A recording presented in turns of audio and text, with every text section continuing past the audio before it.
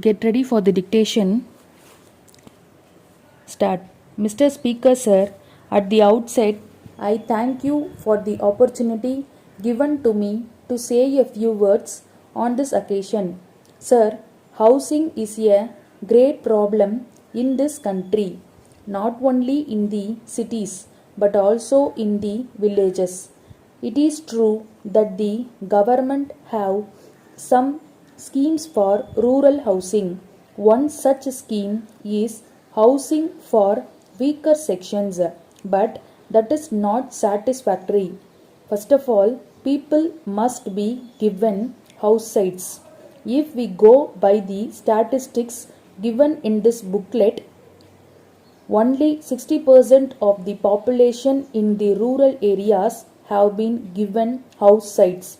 It is quite necessary to give house sites to other people also without much delay. It should be done within a period of 3 or 4 years. But unfortunately, neither is there any scheme for it, nor is any finance provided for it. So, I would say that the Honorable Minister must allocate more funds for providing house sites in the rural areas. With regard to the construction of houses, though it is mentioned that subsidies and loans would be given, no amount is specified with regard to subsidy. The weaker sections like backward communities are very poor and they will not be able to construct houses without substantial subsidy from the government. So, I would request the government to grant substantial subsidy in the matter of construction of houses. Another point is this: rural housing provides not only houses to the needy people but also employment in the rural areas where there is acute unemployment. In my countries, the government take a housing as one of the means to solve the unemployment problem. Likewise, I would suggest that we should also go in for housing on a large scale so that the people in the rural areas may be provided more employment. So far as bank loans are concerned, the banks are not cooperating either with the government or with the people. That is why I say that the government should have greater control over the banks. The banks should be asked to allocate funds for the housing schemes.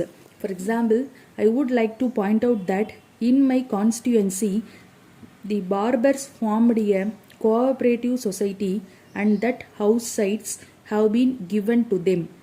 I should be understood that since they have not got permanent income, they can very easily repay the loans, but the banks are not giving them loans. So, my suggestion to the government is that either the government should make it mandatory on the banks to provide loans to these people, or the government should stand guarantee to the banks when the banks provide loans to the cooperative housing societies of the weaker section.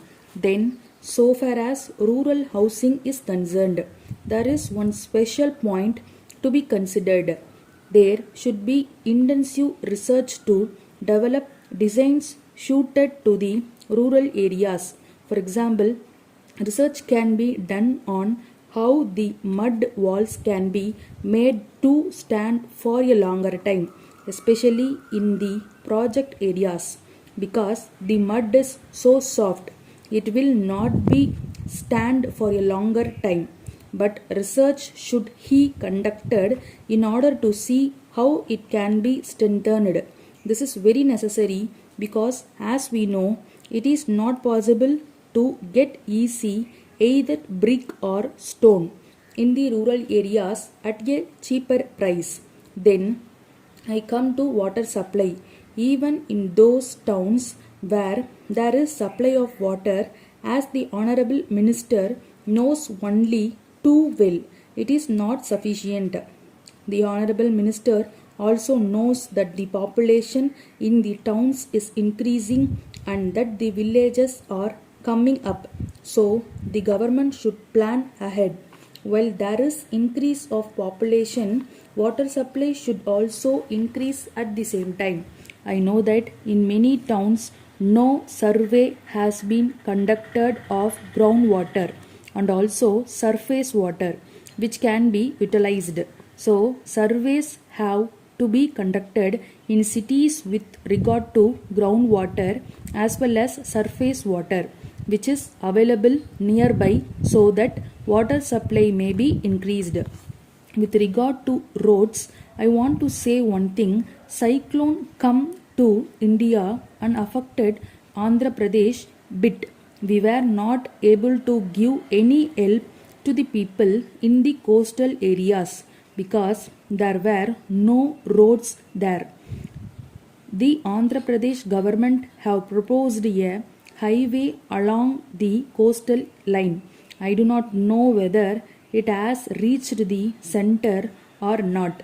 Unless we develop roads, it will not be possible to help the coastal people. So I request the government to consider these proposals favorably. With regard to development of cities, I want to make only one suggestion.